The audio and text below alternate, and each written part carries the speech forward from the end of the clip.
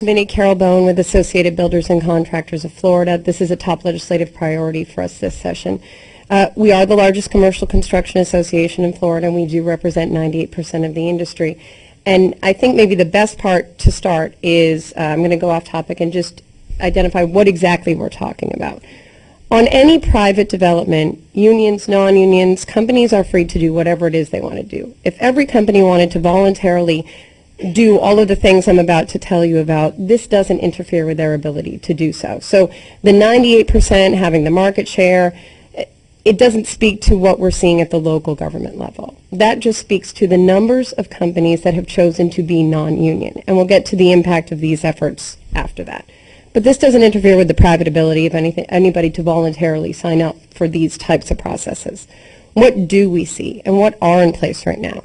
In the last 2 years, we've seen 7 instances, 5 of which that have passed, 2 which are pending, which dictate not just prerequisites that companies must agree to prior to even bidding, but how they run their business. And what does that look like? If you want to bid work in certain areas, at the time that you submit your bid, you have to commit to hiring from certain zip codes. You have to do it.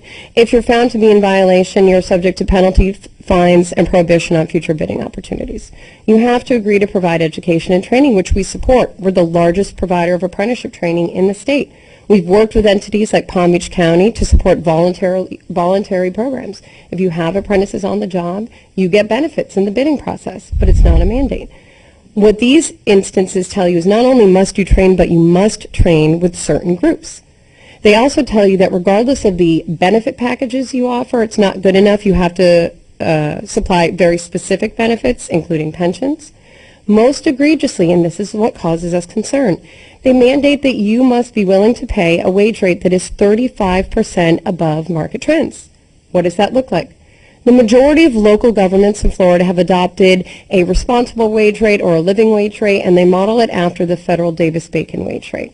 That's a national wage rate. It is roughly 15% above market trend, but it is public, it's predictable, and it's something that our members have learned to deal with because they know what to expect, and they can prepare for it. That's not good enough in some areas. Local governments are now saying, let's talk to the unions and let's have them tell us how much they want to pay. The city of Miami Beach just passed the city of Miami just passed an ordinance that said we will privately negotiate with the local unions. They'll tell us what they need to be paid on a job, and that's what we'll dictate. We've asked to be at the table, and we're told it doesn't really matter to us whether or not you're there. If you don't like it, tell your members not to bid.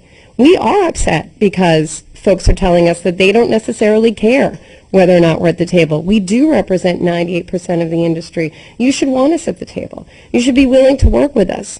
We bring about competition. We bring about a giant pool of talent, and we're doing what is fiscally responsible for taxpayers. We are not anti-union. We never have been. I would never come up here and say, please pass legislation that blocks unions from competing. But I think it's patently unfair and fiscally irresponsible to tell us that we can't come to the table. It's not just ABC that opposes these initiatives. The federal district courts have done so as well. A district court in Massachusetts said, we are going to overturn one of these ordinances because it violates your right to secure a living fairly. They went on to say that the more mandates that you place on the private sector as precursors to bidding, the fewer companies who can bid the work. Mr. Chairman? Yeah. Please. Okay, so these aren't really agreements. These are ordinances, right? Yes, sir. Okay, so where does the agreement? Who agrees to it? Mr. Chairman? I mean, you know, I would have had the impression from Mr. Templin's remarks that this was agreed to by the people doing the work. But you're saying basically they're passed as an ordinance, and the ordinance says you have to agree to it in order to do the work. Is that what you're saying? That is correct. What happens is where there aren't ordinances that mandate a certain level of behavior, once you've secured the project, if you want to contract, if you want to sit down with groups, if you want to enter into these agreements, but it has not been mandated, you're free to do so. And nothing we're doing prevents you from entering into any of these practices once you've secured the job. Our objection is to a local and public entity saying, you have to agree to all of this prior to submitting your bid. Give us some examples of what they have to agree to. So the City of Miami just passed an ordinance that says the following: you have to agree to hire a certain percentage of, there were two separate ordinances. One says that if you secure a project in the City of Miami, that you have to agree to hire, I think it's 50% of your workers from certain zip codes. That was one ordinance. There's another ordinance, they call it the responsible bidder ordinance. That ordinance says that you agree to abide by their wage scale. And then they explain how they dictate and determine the wage scale. Are there some of these that say you got to hire X percentage of felons or Yes, people sir. on work release or whatever? Yes, in Broward County, there's something referred to as the hard to hire ordinance, which says that you must hire from a group deemed hard to hire. Individuals that fit in that category, according to Broward County, are convicted felons, are drug and alcohol rehab individuals, are folks with a physical impairment that interferes with one major life function. They used to have veterans in that category. They've brought the veterans out of that because veterans objected to being deemed hard to hire. And you have to agree to hire those individuals on your job. Okay, and are any of these ordinances, they can't require that it has to be a union company though, right?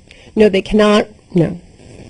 So they just get around it by putting a lot of other requirements on it. That would be, I would agree with you to that fact. Thank you. So,